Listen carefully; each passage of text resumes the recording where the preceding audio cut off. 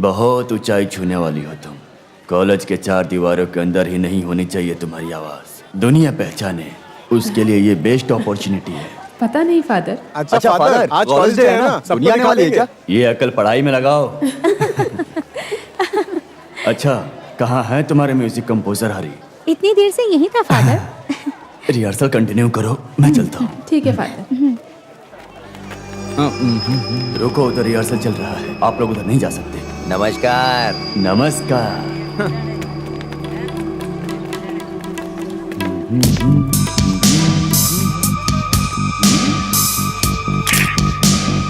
क्या है ये?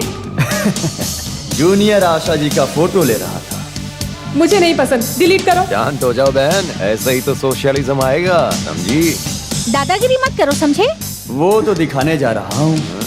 ये पहले कंप्यूटर में डालूंगा, फिर तुम्हारा बॉडी चेंज करके मस्त एक न्यूड बॉडी लगाऊंगा। कुछ टाइम दो ना मुझे। रिलैक्स, वे मौका दूंगा तुम्हें सबके लिए।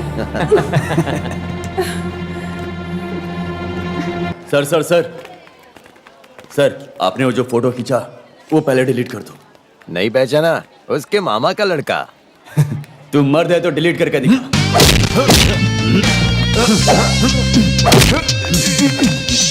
तुझे अभी जहां लात मिला वही तेरी मतदान की है, गया वो समझ ले। तुम सबको चाहिए क्या? चल निकल।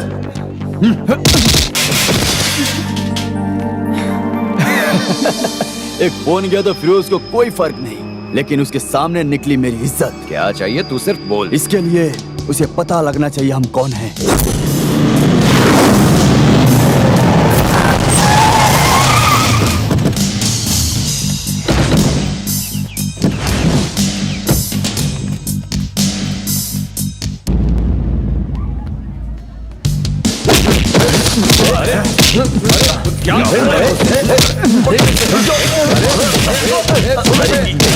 क्या प्रॉब्लम क्या है?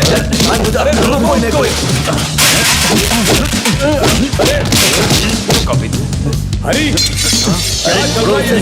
क्या कर रहे हैं ये लोग? कहाँ से आए? हरी, अरे कोई रुको नहीं। अरे कोई रुको, क्या कर रहे हो? कहाँ से भाग? अरे चल चल चल, भाग क्या?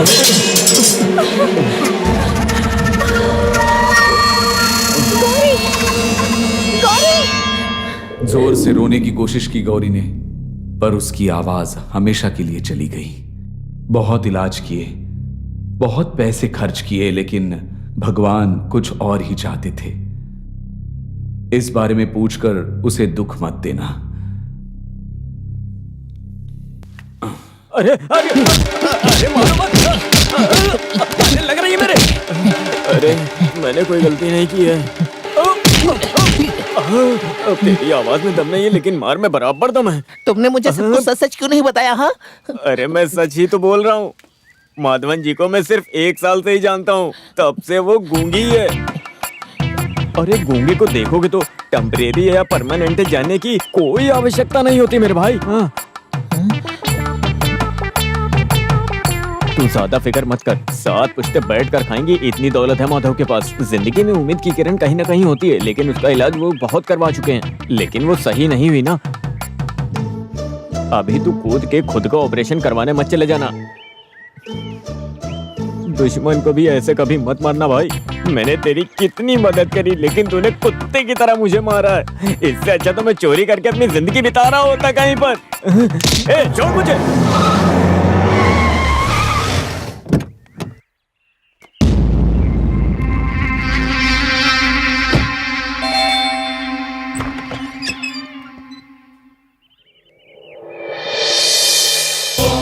से टपक गया। हेलो,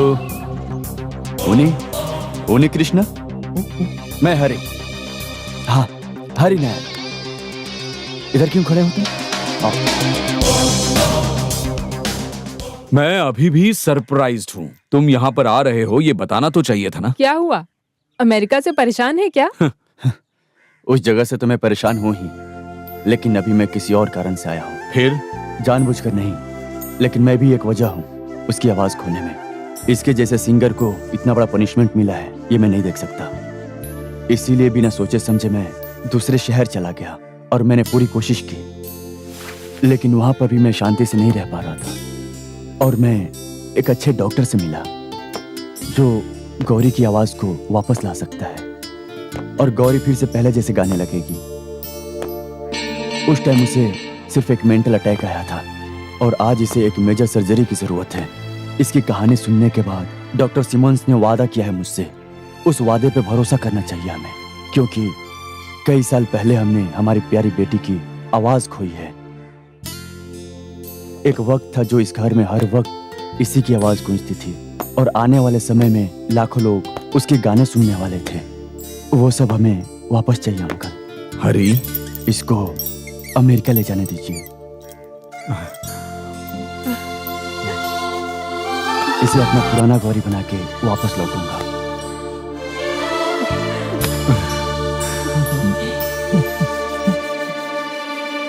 सुन, तू ही होगा उन सभी का राजा। बिल्कुल बोल नहीं सकती उन सबके सामने, थोड़ा तो बोलने वाला तू ही है राजा। अब तू ही बता कितना समझाऊं तुझे। उन्नी कृष्णा, उन्नी कृष्णा, अरे पानी तो दो थोड़ा। हाँ, पानी दो।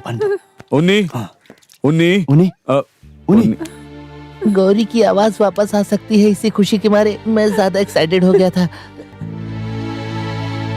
इतना ही ना, डरा दिया तुमने तो। मैं खुशी के मारे सही से बैठ भी नहीं पा रहा। वहाँ बैठो। अरे इनकी आवाज ऐसी क्यों हो गई? वो तो पैदाइशी इसकी आवाज ऐसी है ना? नरेंद्र, हरी, चलो खाना खाते हैं। आओ, चलो चलो चलो। लेकिन वो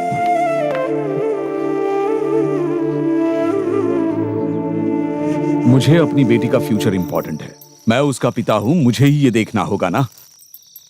जो दिल से उससे प्यार करे, बस वही सोचा मैंने। आपने बहुत बड़ी बेवकूफी की, यही कहूंगा मैं। मजे तो उसके है, खूबसूरत लड़की भी मिली और बेशुमार दौलत भी। उसका जो प्रॉब्लम है वो भी अभी सॉल्व हो जाएगा। वैसे भी उसकी लाइफ का वो कोयल स्वर वाला प्रॉब्लम है, अभी सॉल्व हो सकता है क्या वो? पुराने दोस्त का वापस आना, आवाज का वापस लाना सब बहुत डेंजरस है। ये सेहत के लिए हानिकारक है। गूंगी होने के एक ही कारण से इसकी शादी उससे करवाई है। वो हथियार अगर गिर गया तो इसका क्या हाल होगा? तू उदास मत हो। शादी हो जाने के बाद पति और पत्नी एक ही हो जाते हैं। कमी और दुख के लिए कोई जगह नहीं बचती है। मेरे सर जी ये सब बच्चों को क्लास में सिखा सकते हैं। लड़कियों का मन है, कब झूलने लगेगा क्या पता। ड्राइवर भाई सही बोले। विकलांग विकलांग से शादी करेगा, कलाकार कलाकार से, सिनेमा हीरो हीरोइन से, डॉक्टर डॉक्टर से। शादी का फंडा ही ऐसे सब बातों में ही है। वही तो। बैलेंस बिगड़ गया तो बैलेंस बिगड़ेगा। कई साल पहले हमारे यहाँ शारदा की शादी के बाद उसका पति जब गंजा होने लगा था तो उसकी पत्नी एक हिप्पी के साथ भाग गई थी ना। वो भी छोड़ो, एक एक्सीडेंट में अपने दोस्त सोमन का पैर चला गया था तो उसकी बीवी उसको छोड़कर ऑटो वाले के साथ भाग गई थी। ऐसे बहुत एग्जाम्पल हैं। बताओ कितने दूं मैं? ये जरूरी नहीं है कि सबके साथ ऐसा ही हो द्रव्या। सर जी, जब गौरी की आवाज वापस आ जाएगी तब वो इसको नहीं छोड़ेगी, इसकी गारंटी आप दे सकते हो क्या? अब ये क्या बात हुई? हाँ, नहीं होगा ना। अगर मैंने उसे खो दिया तो मैं जिंदा नहीं रह पाऊंगा, मर जाऊंगा। उसके लिए बस एक ही रास्ता है कि उसका ये ऑपरेशन नहीं होना चाहिए, रुक जाना चाहिए या तो उसे रोक देना चाहिए। नहीं, ऐसा नहीं हो सकता। उस बेचारी ने बहुत उम्मीदें लगाई हैं। अरे कुछ सैक्रिफाइस करेगा तभी तो कुछ मिलेगा ना तुझे। लेकिन मुझे ये ठीक तब नहीं तो एक ही लगता। रास्ता है, प्रेगनेंसी। और क्या, बीवी के घर में पति का साधन होता है और मजबूत करने के लिए भगवान का दिया हुआ वरदान होता है प्रेगनेंसी। वो गर्भवती हो गई तो तू बच जाएगा और वो ऑपरेशन भी नहीं होगा और शुरुआत के 9 महीने गर्भावस्था में जाएंगे और 1 साल बच्चे की परवरिश में, और बाकी तेरी ताकत के हिसाब से बच्चे पे बच्चे होते रहेंगे। बीवी को खोएगा भी नहीं और आवाज भी रहेगी, तो फिर तुझे खुद को कोसने की जरूरत नहीं। अभी जिस तरह की सिचुएशन है, मैं उसे कैसे प्रेग्नेंट कर सकता हूँ? वो भी हम ही बताएंगे। ए सुन, उसके अंदर की सोई हुई ममता को तू बुला और उसको जगा। अगर तू उसको जगाएगा तो जो चाहेगा वो पाएगा। जगाना होगा। गर्भवती करने का क्या हुआ? हाँ, मैं देख रहा हूँ। तेरे सिर्फ देखने से कोई लड़की गर्भवती नहीं होने वाली है। ये किसी और की प्रॉपर्टी नहीं है, तेरी खुद की प्रॉपर्टी है। जा और अटैक कर। अगर मैं अटैक करने गया ना तो हो सकता है वो मुझे उस तरह का आदमी समझ लेगी तो क्या होगा? वो नहीं होने वाला है। स्त्री का बलात्कार करने के लिए एटलीस्ट मर्दों की आवाज तो होनी चाहिए ना। चुप करो। चुप कर। ये बलात्कारी की आवाज नहीं है, ये जिसका बलात्कार हुआ ये उसकी आवाज है। तू पहले जाके गुलशन ग्रोवर और प्रेम चोपड़ा की बढ़िया सी पिक्चरें देख के सीख ले अच्छे से। इसकी आवाज उन बलात्कारियों के जैसी तो नहीं है, ये बात तो साफ है, लेकिन इसके ऑपरेशन को कैसे रोका जाए ये सोचना है। एक आइडिया है, ये माधव जी का बहुत ही भरोसेमंद ज्योतिषी है, रघुराम ज्योतिषी नाम है उसका। उससे बात करने के लिए हम माधव जी से काफी ज्यादा रिक्वेस्ट कर लेंगे और हमारी दी हुई कहानी और डायलॉग्स ज्योतिषी वहाँ जाकर बोल देगा। तेरा आइडिया तो अच्छा है, लेकिन ज्योतिषी ऐसे अरे क्यों बोलेगा नहीं क्या? बोलेगा? कुछ पैसे ज्यादा देके ज्योतिषी को बस में कर लेंगे। ये ज्यादा पैसे से मतलब कितना कैश देना होगा? बहुत ज्यादा कैश होगा। क्या इतना कैश तो मेरे पास नहीं है। कैश से भरा हुआ बैंक मेरे पास है पप्पन, लेकिन वो सिर्फ लड़कियों को ही पैसे देता है। फिर भी कोशिश करते हैं। 91, 92, 93, 94, 95, सुन सैंडी, ये पैसे जाके बैंक में जमा कर दे। हाँ, मेरे पास अब 1 रुपया भी नहीं है। टाउन में एक नई शॉप देखी थी, अभी तक वो खरीदने के लिए भी मेरे पास पैसे जमा नहीं हुए। इतने तूने गिने हैं, उसके बाद चौथा हिस्सा चाहिए। 1 हफ्ते में वापस देता हूँ, एक जरूरी काम है। क्या मरने की बात मत करो सर, पैसे नहीं है इसलिए बोला मैंने। लड़कियां मांगोगे तो बराबर देगा ना।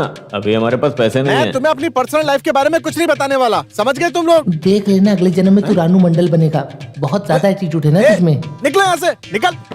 बड़े यार दिमाग खराब करने वाले। मर्दों वाली आवाज निकाल नहीं सकता है। पैसे मांगने आ गया मेरे से। उसके पास बहुत पैसे हैं, अगर तू लड़की होता तो वो पक्का तुझे दे देता। लगता है इसका गेम बजाना ही पड़ेगा। Correct। आगे से कोई भी लड़की को बुला के परेशान ना कर सके, ऐसा कोई प्लान बनाना पड़ेगा हमें। तो फिर एक ही रास्ता बचा है, कैसा रास्ता? मोबाइल फोन वाली सुंदरी। मेरा नाम बालामणि है। टीना, मीरा, ओके, सुमा प्रभाकर। प्रभाकर सरनेम तो ऐसा लगता है जैसे पुलिस वाली का हो। फालतू चक्कर में नहीं पड़ने का। क्लारा मिस कॉल नहीं देती, कॉल भी नहीं करती। वनजा, वनजा को कॉल करके देखते हैं यार।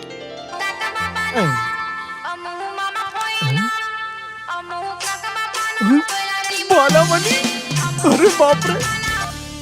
हेलो ए उसने उठा लिया। हेलो हेलो पप्पन जी। जी हाँ, मैं आपका खुद का पप्पन जी। अभी आपको ही कॉल करने वाला था, आपका खुद ही कॉल आ गया। मुझे बहुत खुशी हुई। मुझे कुछ बताना था इसीलिए मैंने आपको कॉल किया था, पर वो बात मैं आपको कैसे बताऊं? कैसे भी बोलो बालामणि। वो मुझे आपसे कुछ इम्पोर्टेंट काम था। पप्पन जी मुझे ना कुछ पैसे चाहिए। ये है तुम्हारी इतनी बड़ी टेंशन क्या? तुम्हारे बोलने से मुझे ऐसा लगा जैसे तुम मेरी एक किडनी मांगोगी। बोलो डार्लिंग, कितनी किडनी चाहिए? सॉरी, कितने स्मैश चाहिए? सॉरी, कितना कैश चाहिए? बोलो ना। मुझे दरअसल 10,000 रुपए, मेरा मतलब 25,000 रुपए चाहिए। बस 25,000 रुपए? ये तो बहुत कम पैसे हैं। मेरा इंटरनेट का 1 महीने का किराया इससे ज्यादा है। ठीक है फिर, तो पैसे लेके घर पे आऊँ क्या? नहीं नहीं, आपको घर पे आने की जरूरत नहीं। ये बताओ ना कहाँ पर बोलूं? नेहरू पार्क में 5 नंबर की बेंच है, वहाँ पर। कल शाम 5 बजे नेहरू पार्क में 5 नंबर बेंच पर आप बैठे रहिएगा। मेरे नाना जी आपसे पैसे ले लेंगे। अरे नाना जी क्यों आएंगे? अरे बालामणि, क्यों बेचारे बुढ़े लोगों को तकलीफ दे अरे रही हो? कोई बात नहीं। बालामणि, तुम खुद आओ ना। सही समय आने पर मैं आपके सामने जरूर आऊंगी। वैसे भी पप्पन जी मैं आपकी तो हूँ। फिलहाल के लिए कल नाना जी आपके पास आएंगे और हमारे नाना जी की वैल्यू ना हमारे खानदान में सबसे ज्यादा है। अगर आपने नाना जी को इम्प्रेस कर दिया ना तो सब सेट हो जाएगा। अच्छा, वो मेरे पे छोड़ दो। अच्छा, नाना जी को इम्प्रेस मैं बड़ी आसानी से कर लूंगा। अच्छा, वैसे नाना जी का नाम क्या है? नाम कोमा कुरुप। टोमा कुरुपा? टोमा कुरुप नहीं, कोमा कुरुप। ओके। अच्छा ठीक है, मैं फोन रखती हूँ।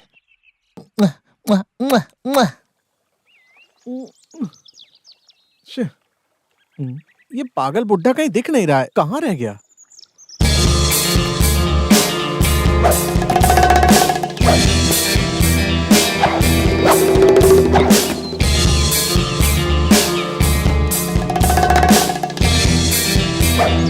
Hello mister Natwarlal. नटवरलाल? हाँ, नाम क्या है पूछा मैंने। पप्पन। पप्पन, अपना पप्पन। पैसे जो बोला था वो लेके आया कि नहीं? जी हाँ, ये गिन के देख नहीं। लीजिए। लेते समय गिनना हमारी शान के खिलाफ है, क्योंकि हमें गिनना नहीं आता है। Well done my boy, well done. अच्छा, ये चेहरा तो कहीं देखा हुआ सा लग रहा है मुझे।